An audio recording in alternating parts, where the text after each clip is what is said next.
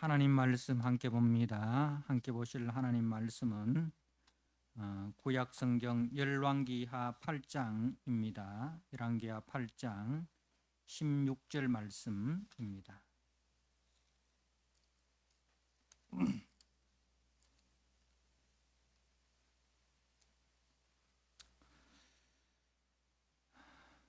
주신 말씀을 봉독드립니다. 열왕기하 8장 16절 말씀. 이스라엘의 왕 아합의 아들 요람 제5년에 여호사밧이 유다의 왕이었을 때에 유다의 왕 여호사밧의 아들 여호람이 왕이 되니라. 여호람이 왕이 될 때에 나이가 32세라 예루살렘에서 8년 동안 통치하니라. 그가 이스라엘 왕들의 길을 가서 아합의 집과 같이 하였으니 이는 아합의 딸이 그의 아내가 되었습니다. 그가 여호와 보시기에 악을 행하였으나 여호와께서 그의 종 다윗을 위하여 유다 멸하기를 즐겨하지 아니하였으니 이는 그와 그의 자손에게 항상 등불을 주겠다고 말씀하셨음이니라. 여호람 때에 에돔이 유다의 손에서 배반하여 자기 위에 왕을 세운 고로 여호람이 모든 병거를 거느리고 사일로 갔더니 밤에 일어나 자기를 애워싼 에돔 사람과 그 병거의 장관들을 치니 이에 백성이 도망하여 각각 그들의 장막들로 돌아갔더라. 이와 같이 에돔이 유다의 수하에서 배반하였더니 오늘까지 그러하였으며 그때에 림나도 배반하였더라. 여호람의 남은 사적과 그가 행한 모든 일은 유다 왕 역대지략에 기록되지 아니하였느냐. 여호람이 그의 조상들과 함께 자매 그의 조상들과 함께 다윗성에 장사되고 그의 아들 아하시아가 대신하여 왕이 되니라. 아멘. 오늘 제 열왕기하 8장 16절 이하의 말씀은 유다의 여호람 왕에 대한 말씀입니다. 이 여호람이라는 이름은 우리가 또 북쪽 이스라엘의 왕 이름 또 여호람이라는 왕이 있죠. 오므리 왕조의 오므리의 아들이 아합이고 아합의 아들이 아하시아인데 아하시아가 아들이 없이 죽자 그의 동생인 여호람이 왕이 됩니다. 그 북쪽에 여호람 왕이 있고 오늘 이 여호람은 남쪽의 여호람 왕인데 그 아버지가 여호사밧 우리 잘 아는 왕이죠. 여호사밧이 이제 북쪽에 아합과 동맹을 맺습니다. 동맹을 맺어가지고 그래서 이제 우리가 잘 아는 길란 라못 전투에 이제 참전했다가 죽을 뻔하다가 하나님의 은혜로 이제 살았던 왕이 여호사밧 왕인데 그 여호사밧 왕이 이제 이 아합과 이세벨의 딸인 아달랴를 자기의 며느리로 삼습니다. 그래서 그 며느리로 삼는데 그 남편이 오늘 본문의 주인공인 여호람 왕입니다. 이제 우리가 앞에서 계속해서 이제 엘리야와 엘리사의 사역이 북이스라엘에서 이제 사역이 중심적으로 소개를 되고 있습니다. 그죠? 특히 이제 이 오므리 왕조 아합과 아하시아 여호람의 통치 때 이 엘리야와 엘리사의 사역이 집중됩니다. 그 말은 선지자가 이렇게 왕성하게 활동한다는 것은 좋은 뜻이 아니고 이것은 영적 위기의 시기다 이 말입니다. 그러니까 영적으로 참 하나님 앞에 신실하게 살아갈 때는 선지자가 특별한 선지자가 필요가 없고 또 선지자가 있다 하더라도 그 선지자의 이적과 기사가 필요가 없습니다. 이제 선지자가 언제 많이 등장을 하느냐 하면 위기 상황 때, 위기 상황 때 선지자가 많이 등장합니다. 하나님께서 자신의 대언자, 선지자, 예언자라는 말을 우리가 많이 쓰는데 정확하게 이야기를 하면 선지자라는 말보다 예언자라는 말보다 대언자라고 말하는 것이 우리가 이제 오해 없이 이해하는 명칭입니다. 이제 우리가 선지자, 예언자라고 하니까 이제 이 사람들이 특히 이제 미래의 사건을 예언하는 사람, 먼저 보고 예언하는 사람, 이런 쪽으로 이제 우리가 이해를 많이 하는데, 그런 기능도 있지만 그것은 선지자의 일부의 기능이지 그것이 중심이 아닙니다. 그보다 더 중요한 것은 하나님께서 주신 말씀을 전하는 사람, 이 대언자. 그래서 우리가 아합이 길란 나무 전투를 앞두고 이제 출전하기 전에 여호사밧이 이제 선지자를 통해서 자문을 구하자 했을 때 이제 그 400명의 선지자가 등장하지 않습니까? 그죠? 400명의 선지자가 등장하고 미가야 선지자가 등장하는데, 근데 이 400명의 선지자는 하나님으로부터 받은 말씀이 없는데 말씀을 받은 것처럼 이제 전하는 사람이었고, 미가야 선지자는 분명 하나님께서 전하신 말씀을 맡아서 전하는 사람이었습니다. 그래서 이제 대언자라, 하나님께서 주신 말씀을 전하는 사람, 대언자라고 표현하는 것이 우리가 정확하게 표현을 하면 대언자라고 표현하는 것이 맞다라고 생각이 됩니다. 그래서 이제 지금 북쪽 이스라엘에서 활동하던 선지자들이 지금 남쪽에도 지금 등장을 합니다. 우리가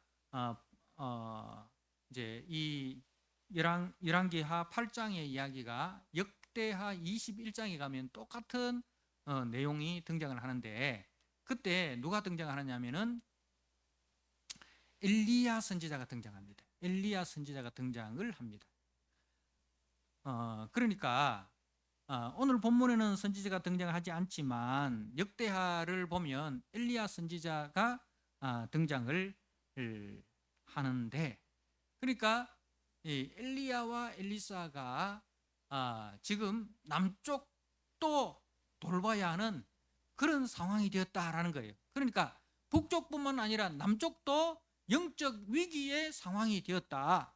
누구 때에 와서? 여호사밧의 아들 여호람 때에 와서 남쪽도 북쪽 못지않게 지금 우상 숭배와 이제 그 하나님을 떠난 그 삶이 가득 찼다라는 그것을 이야기를 하고 있습니다.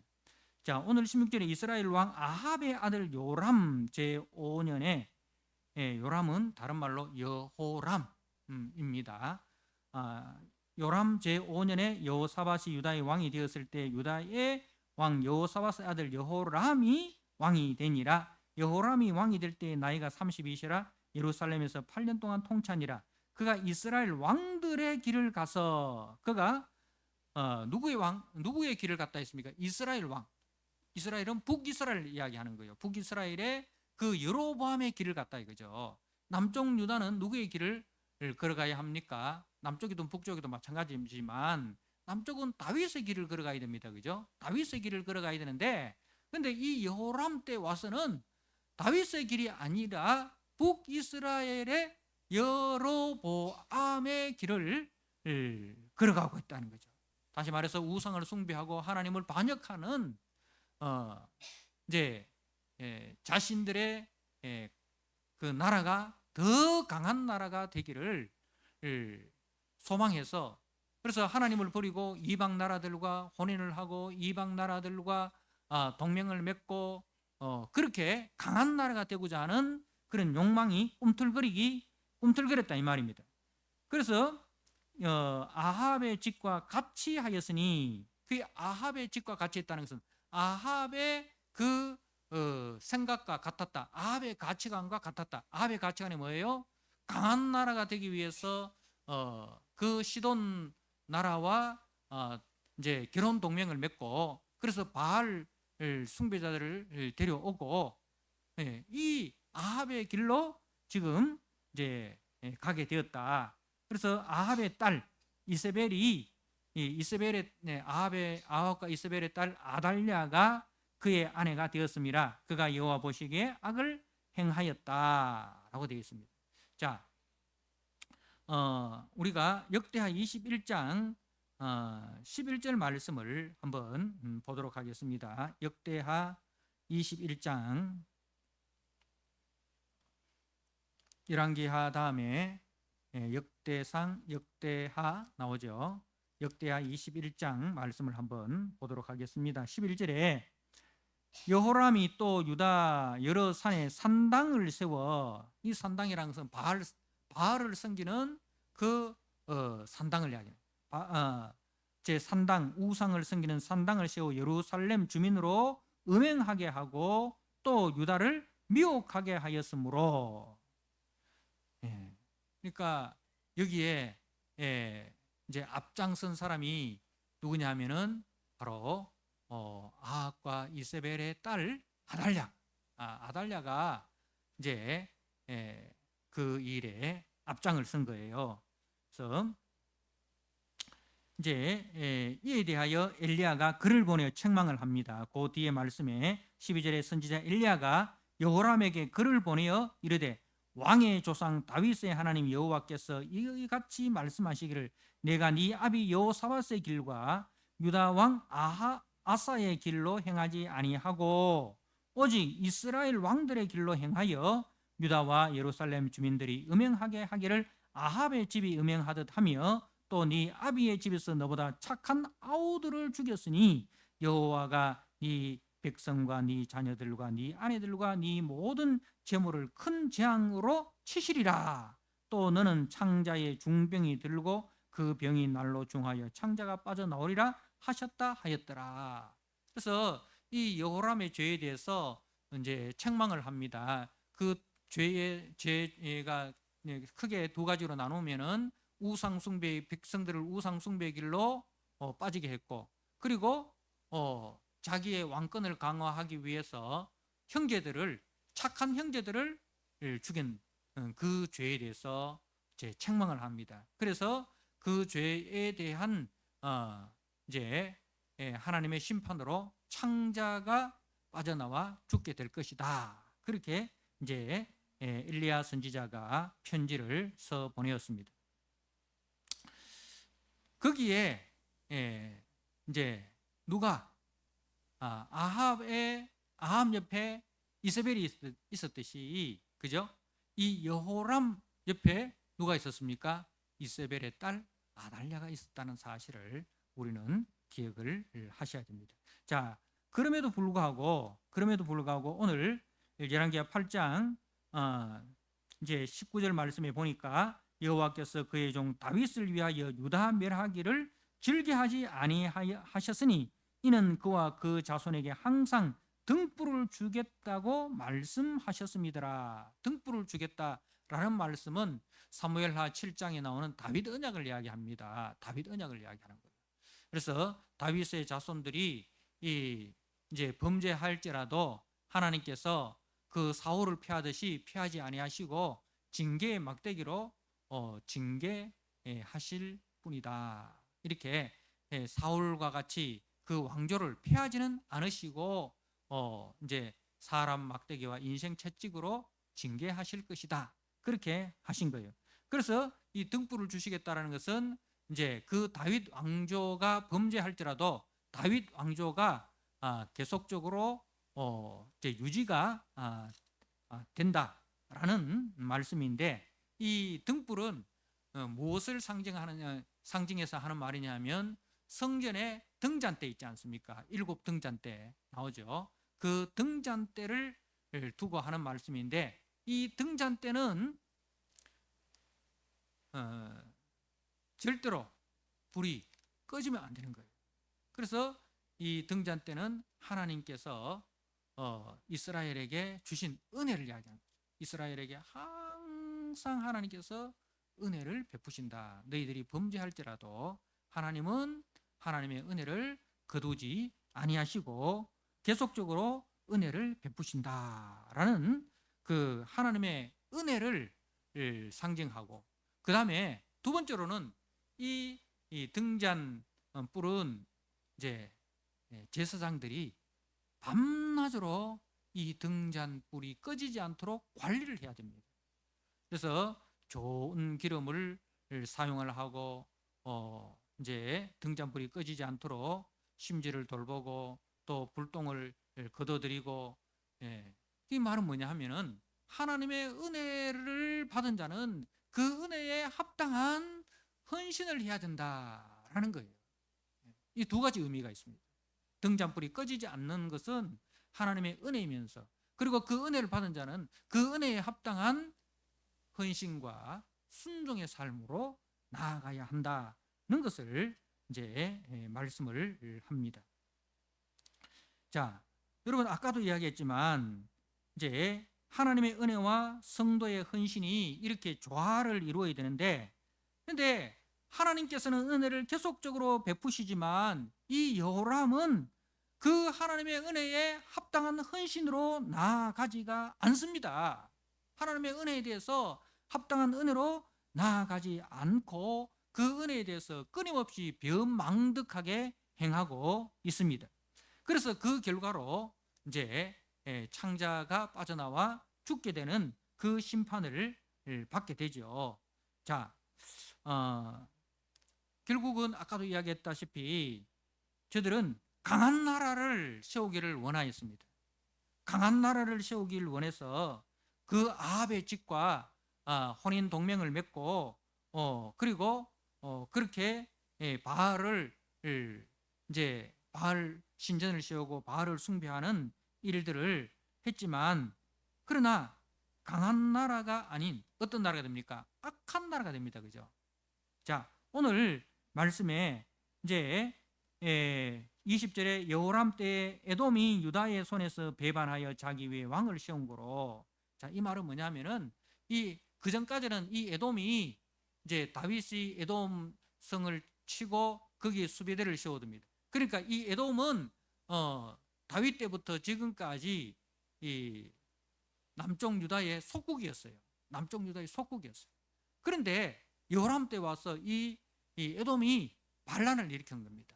독립을 선포한 거예요. 그 말은 뭡니까? 여호람 때의 국력이 약해졌다 이 말입니다. 강한 나라가 되기를 원했지만은 강한 나라가 아니라 약한 나라가 되고 악한 나라가 된 거예요. 악한 나라. 그래서 이제 여호람이 이제 반란을 일으킨 이 에돔을 치기 위해서 출전을 합니다. 사일로 갔더니 밤에 일어나 자기를 애워싼 에돔 사람과 그 병거 장관들을 치는데, 이에 백성이 도망하여, 이 백성은 어느 나라 백성이냐 하면 에돔 나라 백성이 아니고 이제 그 여호람의 군대를 이야기합니다. 여호람의 군대가 도망하여 각각 그들의 장막으로 돌아갔더라. 그러니까 이제 그 전쟁을 하는데, 에돔과 전쟁을 하는데 어떻게 되어버렸다?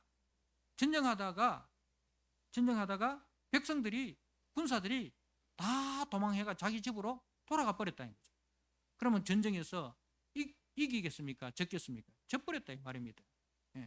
전쟁에서 졌다 이 말입니다. 그래서 22절에 이와 같이 에돔이 유다의 수하에서 배반하였더니 오늘까지 그러하였으며 그때에 림나도 배반하였다. 에돔뿐만 아니라 림나도 배반했다 이 말입니다. 강한 나라가 되기를 원했지만 오히려 더 악한 나라가 되어버렸다는 겁니다. 자, 그리고 이제 여호람의 남은 사적과 그가 행한 모든 일은 유다 왕 역대제락에 기억되지 아니하였느냐? 여호람이 그의 조상들과 함께 자매 그의 조상들과 함께 다윗성에 장사되고 그의 아들 아하시아가 대신하여 왕이 되니라. 이렇게 이제 결론을 맺고 있는데, 우리가 역대하 21장 말씀을 조금 더 보도록 하겠습니다. 역대하 21장 말씀을 조금 더 보고 마치도록 하겠습니다. 자,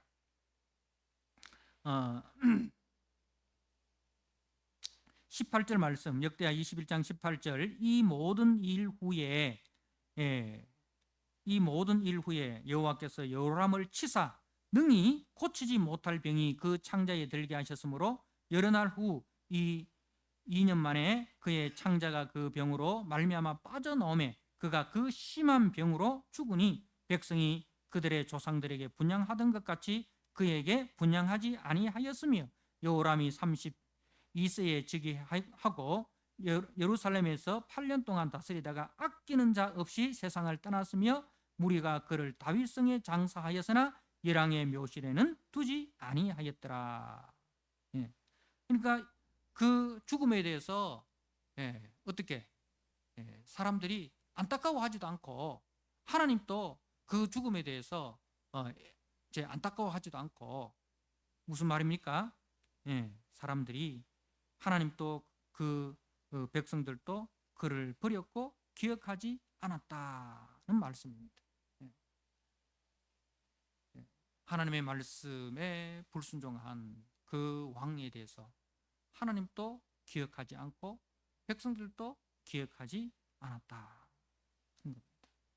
결국 강한 나라가 되기 위하여 하나님을 저버리고 우상 숭배의 길로 가고 이방 나라의 길로 갔던 이 여호람의 최후가 어떻게 됩니까? 하나님께도 버림당하고 백성들에게도 버림당한 잊혀진 존재가 되었다는 말씀입니다. 사랑하는 성도 여러분, 우리는 강한 사람이 되는 것이 우리의 꿈이 아닙니다. 우리는 하나님의 사람, 거룩한 사람, 그것이 우리 성도의 비전이 되어야 합니다. 그렇지 않고 우리의 정체성, 우리의 사명, 거룩하고 하나님 앞에 신실한 사람으로 우리가 서는 것을 우리의 비전으로 삼지 않고 세상처럼 강한 나라가, 강한 사람이 되기 위해, 부유한 사람이 되기 위해, 그것이 우리의 비전이 되면 우리는 결코 하나님 앞에 기억되지도 백성들에게도 기억되지도 않는, 오히려 하나님의 징계와 심판으로, 비극으로 끝이 나는 인생이 된다는 사실을 기억하시고, 나는 하나님과 사람들에게 어떻게 기억될 것인가? 여러분, 그것은 오늘 내가 하나님과 사람 앞에 어떤 사람으로 살아가고 있는가가 내일 하나님 앞에 어떤 사람으로 기억되고 사람들에게 어떤 사람으로 기억되는가. 오늘의 일기장이 내일의 우리의 모습이 된다는 사실을 꼭 기억하시고, 여호람처럼 그렇게 하나님의 말씀을 저버리고 선지자의 말을 저버리고 강한 것이 비전이 아니라 정말 여호사밧처럼, 아사왕처럼 다윗의 길을 걸어가는, 그래서 하나님 앞에도 사람 앞에도 기억되는, 존귀함 받는 우리 믿음의 성도들 다 되시기를 주님의 이름으로 부탁드립니다. 우리 하나님 아버지, 오늘 남쪽 유다의 여호람 왕에 대한 말씀을 봅니다. 하나님의 말씀이 북쪽을 향하다가 이제 남쪽을 향하고 있습니다. 그 남쪽에 여호람이 북쪽 아합과 이세벨의 딸 아달랴와 결혼 등명을 맺고, 그 아달랴가 남쪽에 바알 산당을 세우고, 그리고 그 여호람이 그 아달랴의 기략에 의하여 착한 형제들을 죽이는 그런 참 잔인무도한 악행을 행하였습니다. 이에 대하여 엘리야 선지자가 책망을 하였지만 회개하지 않고 끝까지 그 악한 길로 걸어가다가 하나님의 징계에 의하여 창자가 빠져서 죽게 되는 아버지, 그리고 하나님과 백성들에게도 기억되지 아니하는 그런 죽음을 당하는 것을 보게 됩니다. 하나님 아버지, 여호람은 하나님의 거룩한 백성으로서 이 땅에 하나님의 거룩과 영광을 드러내는 것이 비전이 아니라 세상처럼 강한 나라가 되고자 하는 그런 세속적인 욕망을 가지고 살다가 강한 나라가 아니라 오히려 더 약한 나라가 되어버렸고 더 악한 나라가 되어버리는 것을 보게 됩니다. 하나님 아버지, 그런 미련하고 어리석은 삶이 아니라 정말 우리가 하나님 앞에서 거룩한 나라로 거룩한 백성으로 서는 것이 우리의 비전이 되게 하여 주시옵소서. 그래야 항상 하나님의 말씀을 붙들고 선지자의 말씀 속에 우리가 순종하는 아버지 거룩하고 영광스러운 성도로서의 사명을 잘 감당하여서 하나님 앞에 존귀함을 받고 많은 사람들에게도 존귀와 영광을 받는 우리 성도들이 다 되도록 주님 은혜를 베풀어 주시옵소서. 하나님께서 우리에게 베푸신 그 은혜에 우리가 합당한 순종과 헌신으로 나아가는 우리 성도들이 다 되게 하여 주옵소서. 예수님께 하신 이름으로 감사하며 기도드리옵나이다. 아멘.